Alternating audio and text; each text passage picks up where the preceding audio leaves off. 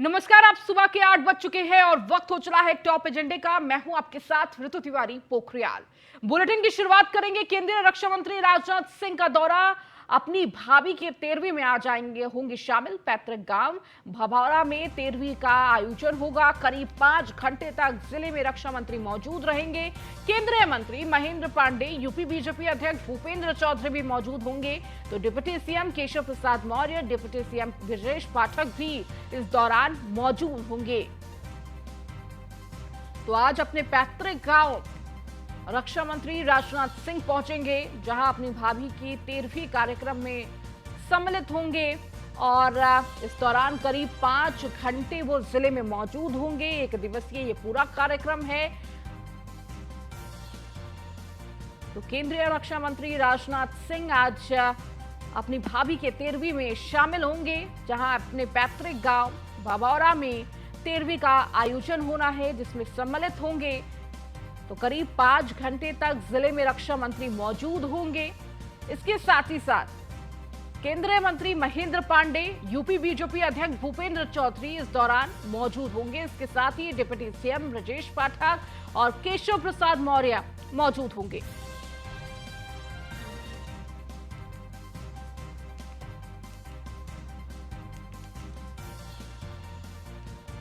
तो आज भभौरा में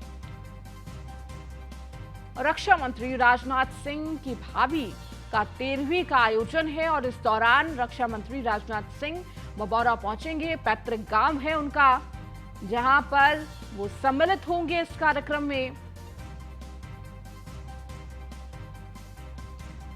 तो वही केंद्रीय मंत्री महेंद्र पांडे, बीजेपी प्रदेश अध्यक्ष भूपेंद्र चौधरी भी इस दौरान रहेंगे।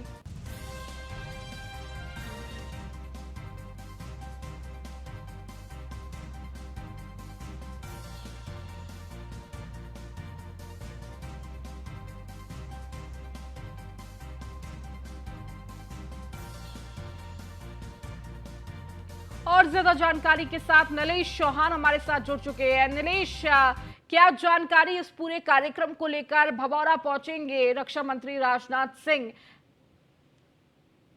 देखिए, बिल्कुल आपको बता दूं कि रक्षा मंत्री राजनाथ सिंह का आज उत्तर प्रदेश का 1 दिवसीय दौरा है, जहां पर वह गृह जनपद अपने चंदौली के ग्राम भभौरा पहुंचेंगे, जहां पर उनके भाभी का जो 13वीं का संस्कार होना है उसमें शामिल होंगे। कुछ दिन पूर्व ही राजनाथ सिंह की भाभी का जो है देहांत हुआ था और देहांत होने के बाद हिंदू रीति रिवाज की अगर हम बात करें, हिंदू संस्कारों की बात करें, तो 13वीं संस्कार सबसे अहम माना जाता है। कहा जाता है कि 13वीं संस्कार के बाद जो मृत आत्मा होती है उसको स्वर्ग की प्राप्ति होती है। तो आज रक्षा मंत्री राजनाथ सिंह के साथ साथ केंद्रीय मंत्री महेंद्र पांडे, साथ ही साथ उत्तर प्रदेश के दोनों डिप्टी सीएम, चाहे वो ब्रजेश पाठक हो, केशव प्रसाद मौर्य हो, उनके साथ उत्तर प्रदेश बीजेपी के प्रदेश अध्यक्ष भूपेंद्र चौधरी 13वीं संस्कार के कार्यक्रम में चंदौली जिले के भभौरा गांव में शामिल होंगे। कहीं ना कहीं रक्षा मंत्री की अगर हम बात करें तो रक्षा मंत्री राजनाथ सिंह आज जब अपने गांव में मौजूद रहेंगे तो अपने परिजनों के साथ वो काफी समय बिताएंगे। साथ ही साथ गांव के तमाम लोगों के साथ वो मुलाकात करेंगे, जिनके साथ वो पले बड़े हैं, जिनके साथ वो खेले हैं बचपन में। तो कहीं ना कहीं रक्षा मंत्री जब अपने गृह जनपद में आज मौजूद रहेंगे और खासतौर पर जब आज की अगर हम बात करें तो आज जब 13वीं संस्कार का आयोजन होना है, जिसमें उत्तर प्रदेश सरकार के कई मंत्री जो है शामिल होंगे, उत्तर प्रदेश बीजेपी के अध्यक्ष शामिल होंगे। तो कहीं ना कहीं पूरे परिवार की अगर हम बात करें तो पूरा परिवार एकजुट होगा, क्योंकि 13वीं अंतिम संस्कार है और उस अंतिम संस्कार में राजनाथ सिंह जब शामिल होंगे तो कहीं ना कहीं सभी के द्वारा जो मृतक आत्मा है उसको जो है पुष्पांजलि अर्पित की जाएगी। ठीक है नीलेश, आप लगातार जुड़े रहिए और भी खबरों पर आपसे अपडेट लूंगी।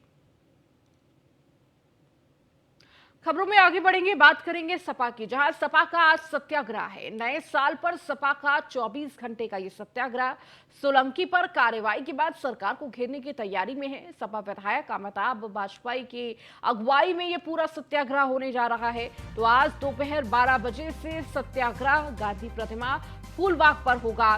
कानपुर से सत्याग्रह की शुरुआत।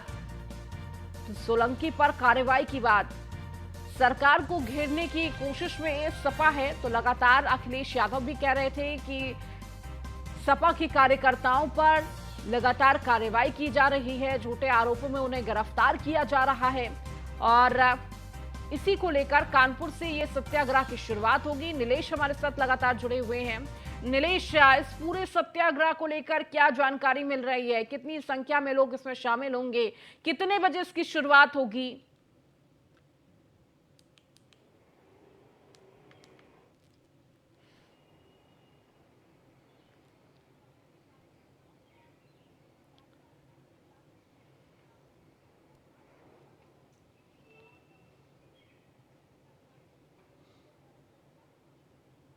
देखिए, बिल्कुल आपको बता दूं कि समाजवादी पार्टी के नेताओं की तरफ से लगातार ये आरोप लगाए जा रहे हैं कि उत्तर प्रदेश सरकार और उत्तर प्रदेश पुलिस लगातार जो है समाजवादी पार्टी के नेताओं कार्यकर्ताओं पर फर्जी तरीके से मुकदमा दर्ज करके उनको जेल भेजने की कार्रवाई कर रही है। समाजवादी पार्टी से विधायक इरफान सोलंकी के ऊपर जब कार्रवाई हुई, मुकदमे दर्ज हुए, उनके बाद जब उन्हें जेल भेजा गया, उसके बाद से लगातार जो है समाजवादी पार्टी के नेताओं की तरफ से बयान आ रहे हैं कि उत्तर प्रदेश सरकार एक तरफे कार्रवाई कर रही है जिसमें समाजवादी पार्टी के नेताओं और कार्यकर्ताओं को निशाना बनाया जा रहा है। उसी के तहत आज जो है जहां पूरा प्रदेश जो है नए साल के जश्न में डूबा होगा, तो वहीं दूसरी ओर अगर हम बात करें दोपहर 12 बजे से ही कानपुर के अंदर गांधी प्रतिमा पर जो समाजवादी पार्टी के विधायक हैं अमिताभ वाजपेयी, उनके नेतृत्व में 24 घंटे का सत्याग्रह चलाया जाएगा, जिसमें साफ तौर पर उनकी तरफ से कहा गया है कि इरफान सोलंकी के ऊपर जिस तरीके से फर्जी मुकदमे दर्ज किए गए, मुकदमे दर्ज करने के बाद उनको जेल भेजा गया। उत्तर प्रदेश के अलग अलग जनपदों में समाजवादी पार्टी के नेताओं और कार्यकर्ताओं को फर्जी मुकदमे दर्ज कर उनके ऊपर कार्रवाई की जा रही है। ऐसे में समाजवादी पार्टी जब 24 घंटे का सत्याग्रह चलाएगी तो कहीं ना कहीं एक संदेश सरकार को देने का काम किया जाएगा कि उत्तर प्रदेश सरकार अगर इस तरीके से कार्रवाइयां करती है या फर्जी तरीके से मुकदमे दर्ज कराती है या इस तरीके से किसी विधायक को जेल भेजा जाता है, तो जाहिर सी बात है समाजवादी पार्टी का कार्यकर्ता उनको घेरते हुए नजर आएंगे। फिलहाल देखना होगा कि दोपहर 12 बजे जब सत्याग्रह की शुरुआत होगी तो कितनी संख्या में उनको समर्थन समाजवादी पार्टी के नेताओं और कार्यकर्ताओं का मिलता है। देखना होगा कौन कौन से बड़े चेहरे समाजवादी पार्टी के हैं जो इस सत्याग्रह में शामिल होंगे और 24 घंटे तक गांधी प्रतिमा पर सत्याग्रह जिसका आयोजन अमिताभ वाजपेयी जो कि समाजवादी पार्टी से विधायक है उनकी तरफ से किया जा रहा है, वो कितने लोग इस कार्यक्रम में शिरकत करेंगे, कितने लोग इस सत्याग्रह को आगे मजबूत करेंगे। अगर इस कार्यक्रम में बड़े पैमाने पर भीड़ इकट्ठी होती है तो जाहिर सी बात है समाजवादी पार्टी की तरफ से एक संदेश देने का काम किया जाएगा कि आने वाले दिनों में उत्तर प्रदेश सरकार को घेरने के लिए समाजवादी पार्टी के कार्यकर्ता पदाधिकारी सड़कों पर उतरकर विरोध प्रदर्शन करेंगे। अब देखना होगा कि जिस तरीके से ये ऐलान किया गया है शासन प्रशासन की तरफ से क्या कुछ तैयारियां, एक और जहां नए साल का जश्न मनाया जाना है, उस दूसरी ओर सत्याग्रह का जो आयोजन करने की बात अमिताभ वाजपेयी जो कि सपा के विधायक हैं उनकी तरफ से की जा रही है। तो ऐसे में क्या शासन प्रशासन की तरफ से उनको अनुमति दी जाती है या नहीं दी जाती है, या फिर किस तरीके से इस सत्याग्रह की शुरुआत आज की जाएगी। तो फिलहाल देखना होगा दोपहर 12 बजे तस्वीरें साफ होंगी कि शासन प्रशासन क्या कुछ कहता है इस पर और किस तरीके से समाजवादी पार्टी और आम जनता का समर्थन इस सत्याग्रह को मिलने वाला है। फिलहाल 12 बजे सभी तस्वीरें साफ होंगी। ठीक है नीलेश, आप लगातार जुड़े रहिए और भी खबरों पर आपसे अपडेट लेंगे। वहीं आईजी रेंज मेरठ प्रवीण कुमार को किया गया सम्मानित। हिंदी संस्थान द्वारा की सम्मानित किया गया है। काव्य संकलन व एक और मन को विजयदेव नारायण शाही सर्जना पुरस्कार से सम्मानित किया गया। तो आईजी रेंज मेरठ प्रवीण कुमार को सम्मानित किया गया है। तो काव्य संकलन के लिए ये सम्मान दिया गया है। हिंदी संस्थान द्वारा ये सम्मान प्रवीण कुमार को दिया गया। तो विजयदेव नारायण शाही सर्जना पुरस्कार से उन्हें सम्मानित किया गया।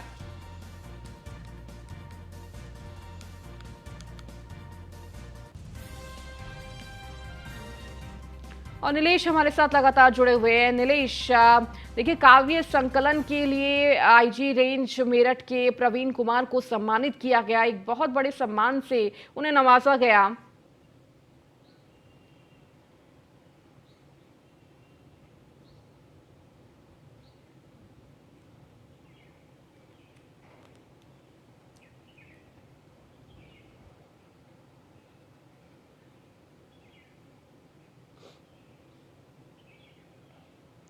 देखिए, अमूमन देखा जाता है कि जब कोई पुलिसकर्मी होता है तो उसकी दिनचर्या बदल जाती है, काम करने का तौर तरीका बदल जाता है। लेकिन प्रवीण कुमार की बात करें जो कि आईजी रेंज मेरठ है, उनको हिंदी संस्थान की तरफ से सम्मानित किया गया। और सम्मानित इसलिए किया गया कि ना तो उनकी कोई बेहतर पुलिसिंग की बात की गई है, लेकिन जिस तरीके से उन्होंने अपनी काव्य की रचना की है उस रचना से तमाम लोगों को प्रभावित किया है, तमाम साहित्यकारों को प्रभावित किया है, तमाम रचनाकारों को प्रभावित किया है। तो ऐसे में उनको जो है हिंदी संस्थान की तरफ से सम्मानित किया गया है।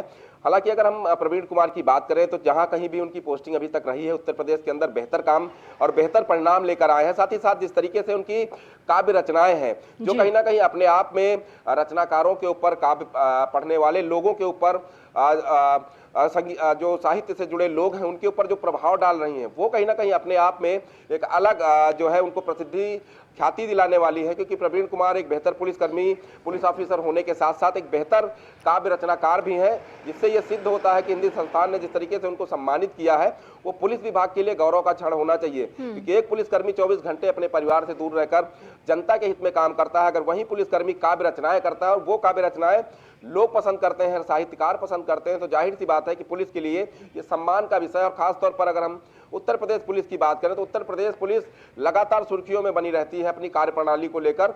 दूसरी ओर जहां प्रवीण कुमार जैसे जो अधिकारी हैं वो कहीं ना कहीं कुछ ऐसा काम करते हैं जो पुलिस की छवि को बेहतर बनाने का काम करते हैं। जिस तरीके से हिंदी संस्थान की तरफ से उनको सम्मानित किया गया, उनको अवार्ड दिया गया और साफ तौर पे उनकी रचना को, उनके काव्य को पसंद किया गया, जिससे यह साफ होता है कि आने वाले दिनों में उनके द्वारा जो ये काव्य रचना की गई है उससे प्रभावित होकर तमाम और ऐसे अधिकारी हैं, कर्मचारी हैं जो कहीं ना कहीं काव्य की ओर अपना रुख करेंगे, जिससे कि उत्तर प्रदेश पुलिस की छवि और भी ज्यादा बेहतर हो सके।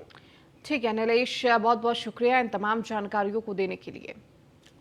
खबरों में आगे बढ़ेंगे, बात वाराणसी की करेंगे, जहां पर काशी विश्वनाथ मंदिर पर झांकी दर्शन होगा। गर्भगृह के अंदर जाने पर रोक है।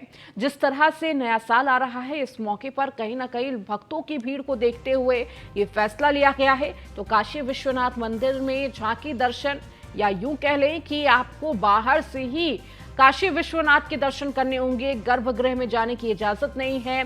तो पहले जिस तरह से गर्भगृह में पहुंचकर जलाभिषेक करते थे, दर्शन पूजन करते थे और काशी विश्वनाथ भगवान के दर्शन कर आशीर्वाद लेते थे, लेकिन नए साल में श्रद्धालुओं की भीड़ को देखते हुए ये फैसला लिया गया है कि बाहर से ही काशी विश्वनाथ के दर्शन करने होंगे।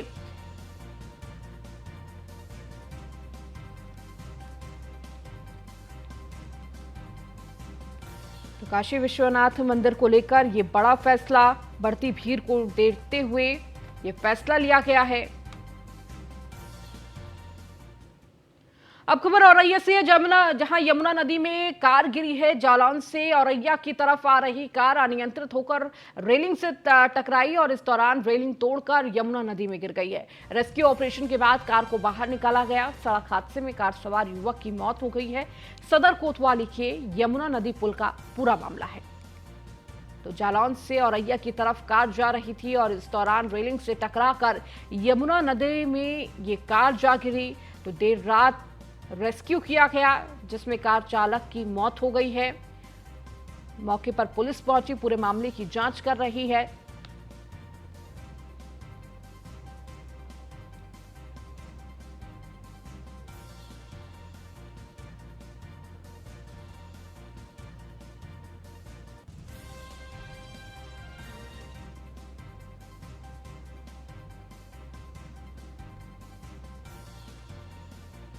और ज्यादा जानकारी के साथ मंजुल हमारे साथ जुड़ चुके हैं। मंजुल, क्या जानकारी इस पूरी घटना को लेकर? जी बिल्कुल बताना चाहूंगा। ये जो कार है जो जालौन से औरैया की तरफ आ रही थी, तभी अनियंत्रित होकर रेलिंग तोड़कर ये जमुना नदी में जा गिरी, जिसमें कार सवार की मौत बताई जा रही है। जी ठीक है, बहुत बहुत शुक्रिया मंजुल इस जानकारी को देने के लिए। अब बात महाराजगंज की करेंगे, जहां दो गुटों में जमकर मारपीट हुई है। दो गुटों के दर्जनों लोगों में चले हैं चाकू और डंडे। मारपीट में दो लोगों की हालत गंभीर बताई जा रही है। निचलौल थाना क्षेत्र की ये पूरी घटना है। तो दो गुटों के दर्जनों लोगों में चाकू और डंडे चले हैं। तो मारपीट में दो लोग गंभीर रूप से घायल बताए जा रहे हैं, जिन्हें अस्पताल में भर्ती कराया गया। हालांकि पुलिस पूरे मामले की जांच कर रही है, दोनों पक्षों से पूछताछ भी कर रही है।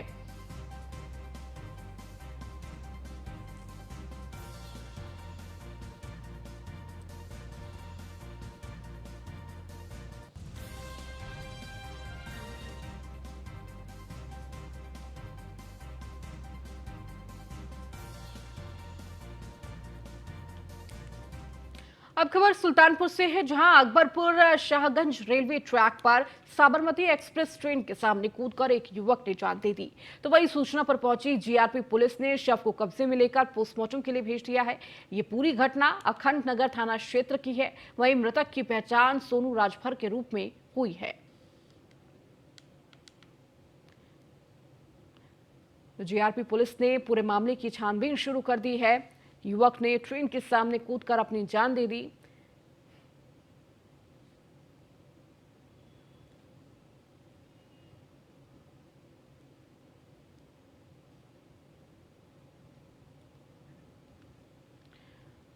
तो सुल्तानपुर का ये पूरा मामला है। हालांकि अब जीआरपी पुलिस इस पूरे मामले की जांच कर रही है कि आखिर युवक ने ट्रेन के आगे कूदकर क्यों जान दी, क्या वजह है इसके पीछे, और परिवार वालों से भी अब पूछताछ की जा रही है।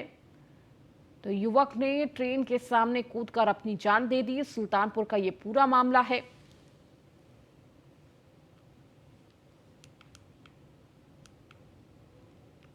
तो सोनू राजभर के रूप में मृतक की पहचान हुई है।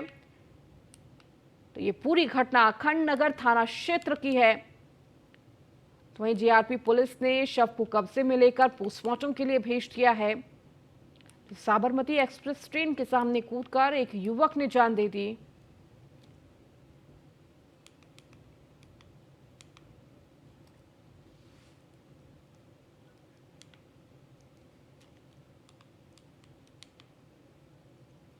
और अब खबर कानपुर से, जहां पुलिस कमिश्नर और ज्वाइंट कमिश्नरेट के आदेश पर चेकिंग अभियान। तो एसीपी कल्याणपुर विकास पांडे ने पैदल गश्त कर सड़कों का संदिग्ध वाहनों का चेक किया। तो एसीपी कल्याणपुर सड़कों पर संदिग्ध वाहनों की चेकिंग की जा रही है। देखिए, नया साल का मौका आने वाला है और इस मौके को देखते हुए कहीं ना कहीं जो लोगों की भीड़ सड़कों पर नजर आ रही है, और कोई भी आपत्तिजनक व्यक्ति या फिर किसी भी तरह की कोई संदिग्ध चीजों पर लगातार पुलिस के द्वारा नजर रखी जा रही है।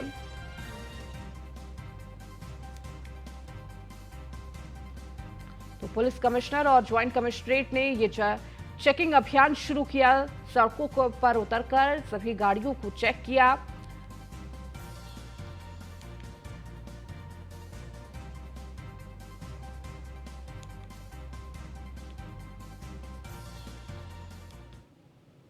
यूपी के मुजफ्फरनगर से एक सनसनीखेज मामला सामने आया, जहां एक कलयुगी पिता ने अपनी नाबालिग बेटी को हवस का शिकार बनाया। वही घटना के बाद पीड़िता ने अपने पिता के खिलाफ मुकदमा दर्ज किया है, जिसके बाद पुलिस ने तुरंत कार्रवाई करते हुए आरोपी पिता को गिरफ्तार कर जेल भेज दिया है। आपको बता दें कि यह पूरा मामला खतौली कोतवाली क्षेत्र का है।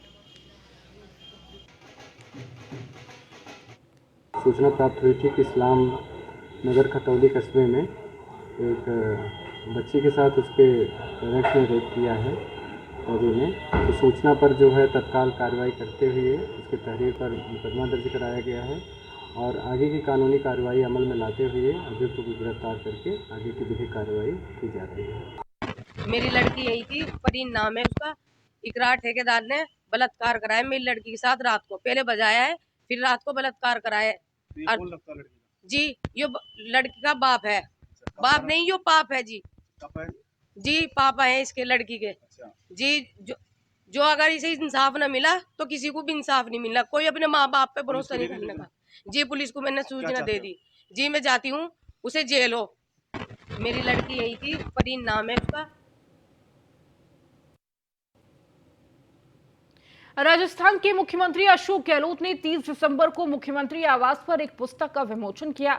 आपको बता दें कि दरगाह कमेटी अजमेर के पूर्व अध्यक्ष और उत्तर प्रदेश के पूर्व राज्यपाल मरहूम मोहम्मद उस्मान आरिफ के पुत्र मरहूम मोहम्मद नमाज जमान आरिफ द्वारा लिखित पुस्तक का इबारत एक महफिल का विमोचन किया। और इस अवसर पर मुख्यमंत्री के साथ पीसीसी सचिव जिया और रहमान आरिफ भी मौजूद रहे।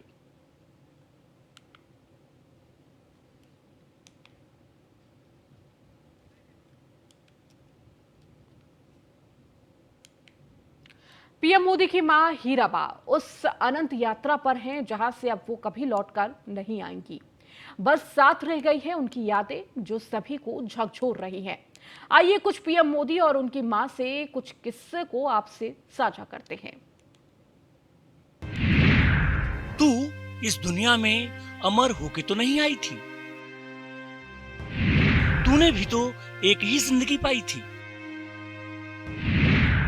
एक बार तो अपने लिए जीने का स्वाद चख लेती। सारी प्रार्थनाएं मुझ पर खर्च कर दी माँ, कुछ तो अपने लिए रख लेती। ये माँ हीराबा की प्रार्थनाएं ही थीं जो देश को मोदी जैसा एक सशक्त प्रधानमंत्री मिला। पीएम मोदी को ये भी पता है कि माँ हीराबेन का असर उनकी जिंदगी पर कितना है। यही कारण है कि जब उन्हें अपनी माँ के न रहने की सूचना मिली तो उन्होंने बड़े भावुक अंदाज में अपनी माँ को इस तरीके से याद किया। शानदार शताब्दी का ईश्वर के चरणों में विराम। माँ, मैंने हमेशा उस त्रिमूर्त की अनुभूति की है जिसमें एक तपस्वी की यात्रा, निष्काम कर्मयोगी का प्रतीक और मूल्यों के प्रति प्रतिबद्ध जीवन समाहित रहा है।